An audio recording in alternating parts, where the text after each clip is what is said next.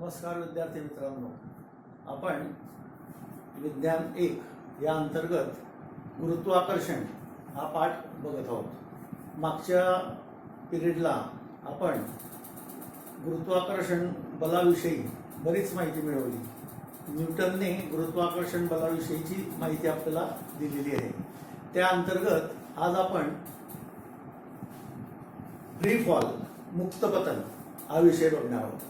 आता free fall म्हटलं की आपल्या लक्षात येतं कुठल्याही प्रकारे काही अडचण नसताना अगदी वस्तू फ्रीप्रमाणे आपल्याला जावं लागेल। जसं वर्गामध्ये शिक्षक नसताना आपलं फ्रीपणे कार्य चालू असतं, त्याप्रमाणे या बलाविषयी पण आपल्याला काही शिकता येईल का, की फ्री फॉल म्हणजे काय याचा विचार करता येईल का।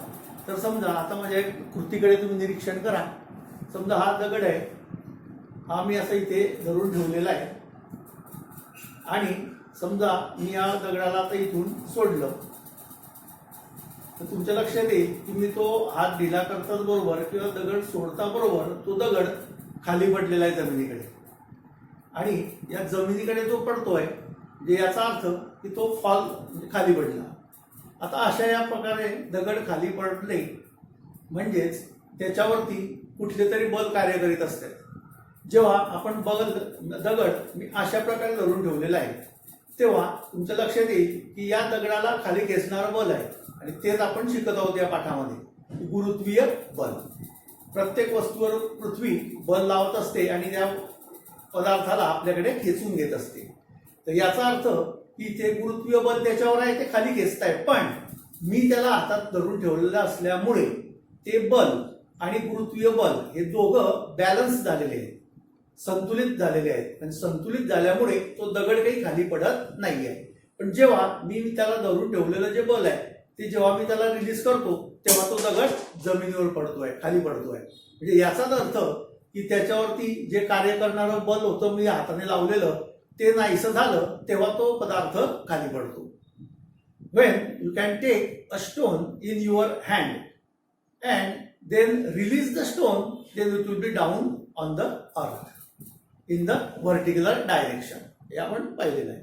तर why this stone is fall on the ground, then you know the gravitational force attracts toward the earth surface.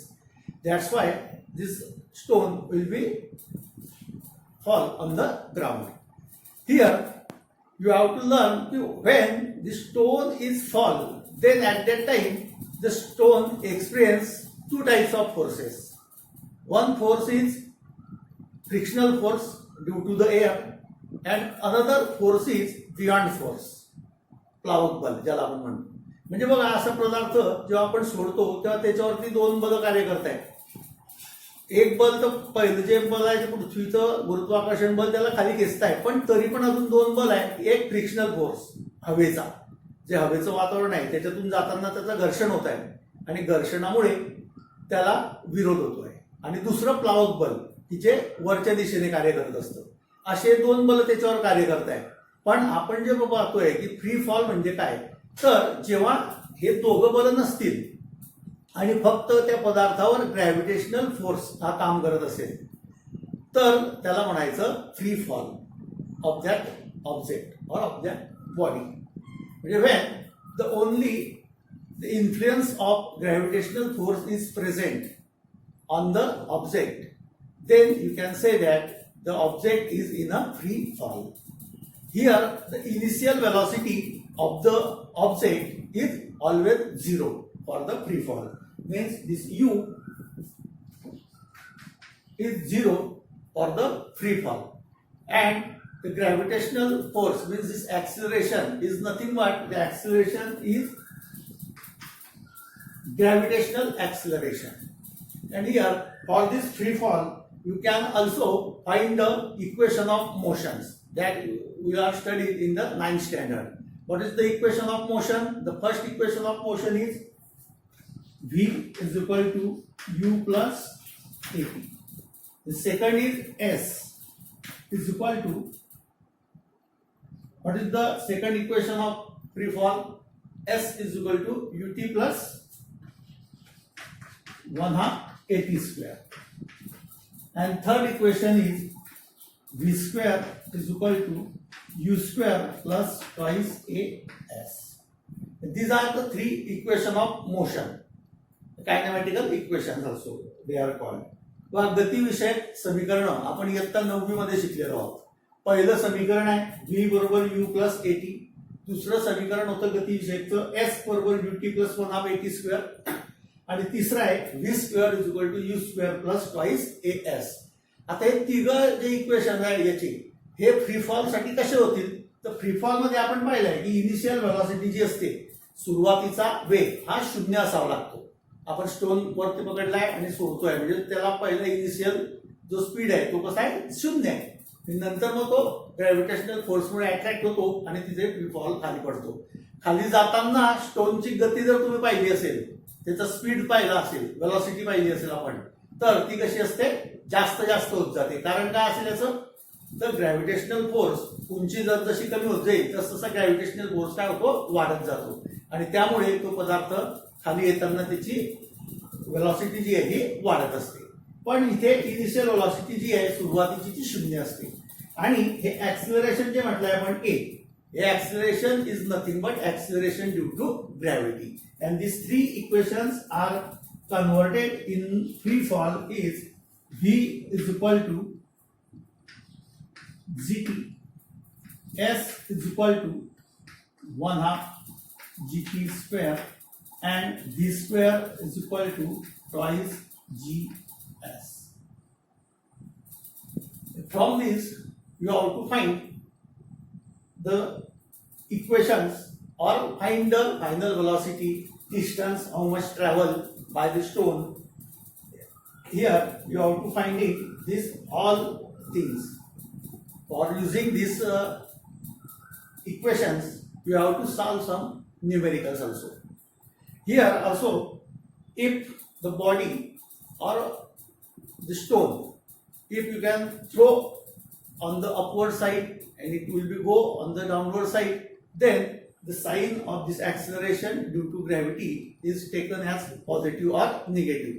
It will be depend on the direction of that object. If the object will be thrown upward side, then the acceleration or the gravitational force is on the downward side. Means in the opposite direction, then the value of g is negative.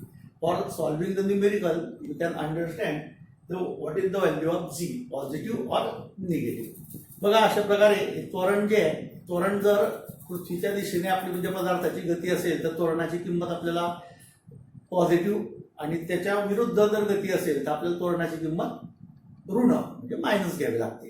असं गणित सोडवताना हे सूत्र आपल्याला वापरता येतात आणि त्याचा वापर करून आपल्याला हे गणित सोडवता येत असतात. तर आता या फ्री फॉल मध्ये एक गोष्ट प्रत्येकाच्या आता लक्षात आली असेल की फ्री फॉल म्हणजे काय तर कुठली ऑब्जेक्ट किंवा गती जी असेल ती फक्त गुरुत्वाकर्षण बलामुळेच निर्माण झालेली असली पाहिजे. त्याच्यावर कुठल्याही प्रकारचं बल असायला नको. पण आता हे असं आपल्या वातावरणात पृथ्वीवरती शक्य आहे का तर नाही. कारण पृथ्वीवर सर्वत्र वातावरण आहे बियॉन्ड फोर्स आहे. म्हणून ही जी काही गती आहे ही फक्त आपल्याला कुठे शक्य होईल तर व्हॅक्यूम मध्ये. व्हॅक्यूम म्हणजे निर्वातामध्ये.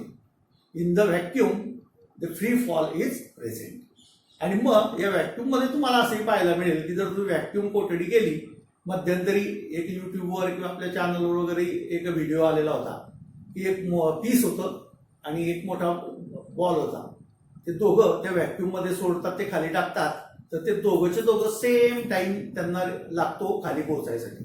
म्हणजे व्हॅक्यूम असेल तिथे फ्रिक्शनच नसेल तर फक्त त्याच्यामध्ये हे दोघं पदार्थ एकसारखे खाली येत असतात. आता सांगा बरं की कोणत्या गोष्टी असतील की ज्या व्हॅक्यूम मध्ये अशा प्रकारे फ्री फॉल त्यांचा चालू आहे असं तर मून आणि artificial satellites are also in the free fall because they are revolving around the earth only due to the influence of the gravitational force. म्हणजे चंद्र आणि कृत्रिम उपग्रह हे या फ्री फॉलद्वारेच आपल्या पृथ्वीभोवती फिरत आहेत. कारण ते फिरतायत तेव्हा फक्त त्यांच्यावरती पृथ्वीचं बल हे कार्यान्वित आहे आणि त्यामुळेच ते अशा प्रकारे या फ्री फॉल मधून फिरत आहेत. आलं लक्षात सर्वांच्या फ्री फॉलचा मुद्दा आणि मुक्त पतन. त्यानंतर याच्यात पुढचा दुसरा भाग आहे ग्रॅव्हिटेशनल पोटेन्शियल एनर्जी. आता हा जो फ्री फॉल पाहिला आपण स्टोन इथे वरती धरून ठेवलेला होता तर या पोझिशनला त्या स्टोनमध्ये कुठली तरी एनर्जी होती आणि म्हणून मग नंतर तो खाली पडलेला आहे. आता ती एनर्जी जी होती ती आपण तुम्ही इयत्ता 9वी मध्ये पण शिकला आहे. You have to learn this topic in the 9th standard also. The kinetic energy and potential energy. The kinetic energy is nothing but 1/2 mv². And what is the potential energy? The potential energy is 1/2. No, the potential energy is mgh. Here the kinetic energy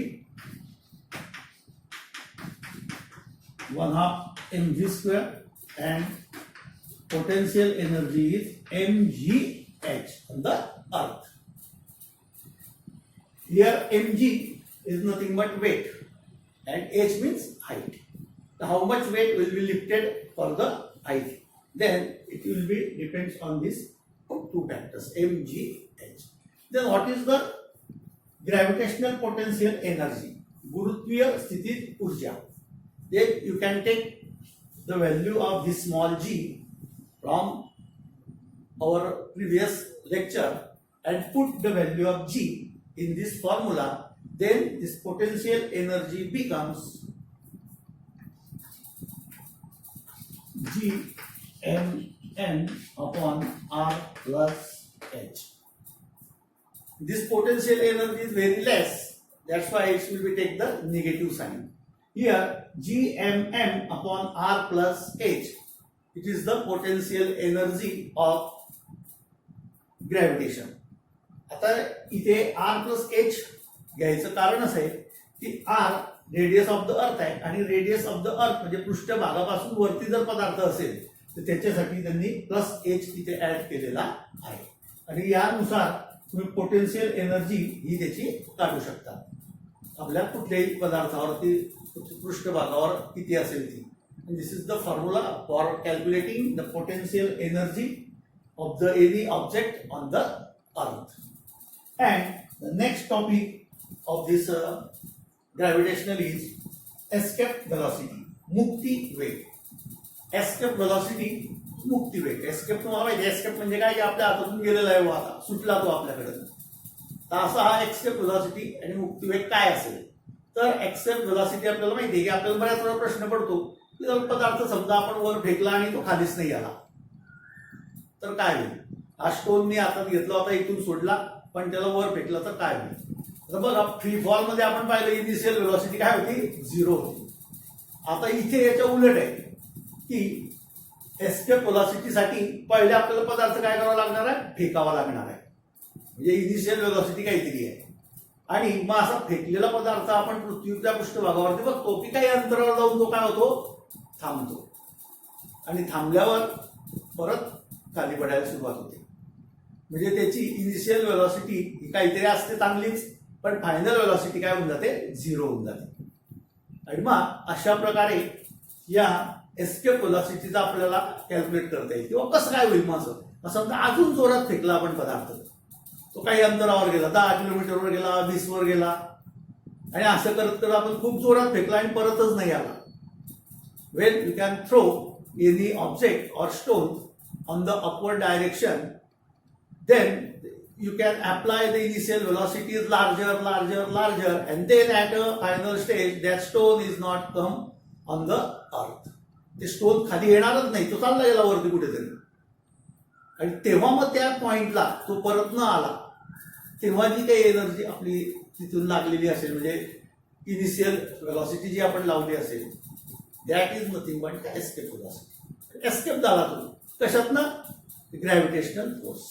या gravitational फोर्सला त्याने काय केली मात केली आणि त्या gravitational फोर्सच्या beyond जाऊन पुढे जाऊन तो बाहेर निघून गेला. अशा याला म्हणतात एस्केप वेलॉसिटी मुक्ती वेग. आता मुक्ती वेग जो आहे हा आपल्याला एस्केप वेलॉसिटी तुम्हाला कॅल्क्युलेट करता येते. त्याच्यासाठी आपल्याला कॉन्झर्वेशन ऑफ एनर्जीचा लॉ वापरता येतो. एनर्जी कॉन्झर्वेशन ऑफ एनर्जीचा लॉ वापरून आपण तो काढू शकतो. आता कशा प्रकारे तर किती हाईटवर वगैरे ते जाईल हे काढण्यासाठी आपण त्याचं कॅल्क्युलेशन करत असतो. तर इथे आपण दोन गोष्टी तुम्हाला लक्षात ठेवायच्या आहे एस्केप वेलॉसिटी मध्ये. पहिला फायनल वेलॉसिटी असते 0 आणि ऍक्सिलरेशन जे असतं हे ऑलवेज कसं असतं -g. कारण पदार्थ आपण काय करतोय वर फेकतोय म्हणजे पृथ्वीच्या आपल्या ऍक्सिलरेशन ड्यू टू ग्रॅव्हिटी किंवा ग्रॅव्हिटेशनल फोर्स याच्या विरुद्ध कार्य चाललेलं आहे. म्हणून v इज इक्वल टू 0 आणि a ची किंमत असते -g. आणि हा किती उंची जास्तीत जास्त जाईल तर ते आपण थर्ड इक्वेशन वरून आपल्याला काढता येत असतं की s बरोबर काय सूत्र होतं त्याचं तुम्ही मागच्या ह्याच्यात आपण शिकलो ते minus u² upon twice a म्हणजे g आणि त्याला साइन मायनस आहे कारण g ची किंमत काय आहे ऋण आहे. म्हणून s किती जास्तीत जास्त अंतर जाईल आता या सूत्रानुसार आपल्याला ते त्याचं उत्तर हे मिळू शकतं की किती मॅक्झिमम हाईट तो गाठू शकतो. तर अशा प्रकारे ती हाईट आपल्याला जास्तीत जास्त जाऊन ती काढता येते. आता आपण याच्यात दोन केसेस आपल्याला अभ्यास करावा लागेल की आपण law of conservation of energy नुसार एस्केप वेलोसिटी काढणार आहोत. मग त्याच्यामध्ये आपल्याला माहिती आहे की kinetic energy at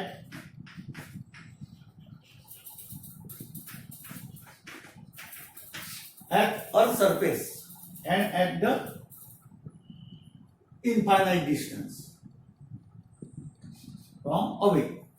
Then what is the kinetic energy? The kinetic energy is equal to 1/2 mv².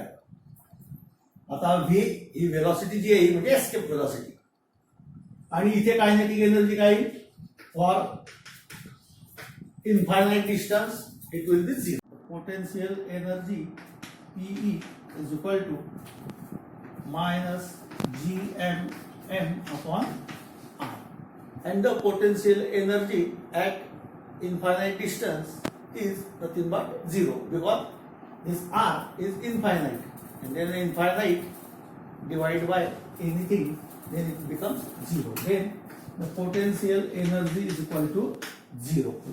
Then according to the universal law of gravitation we have to finding these values, and then the law of conservation of energy, here the total energy is nothing but E1 is equal to KE plus PE.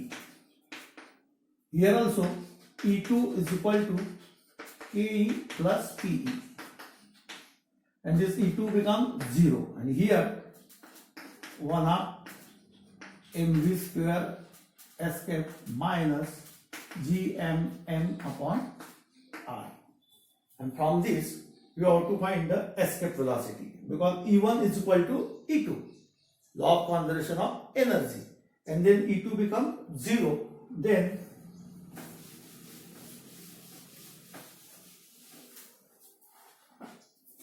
this 1/2 mv² escape is equal to gmm upon r.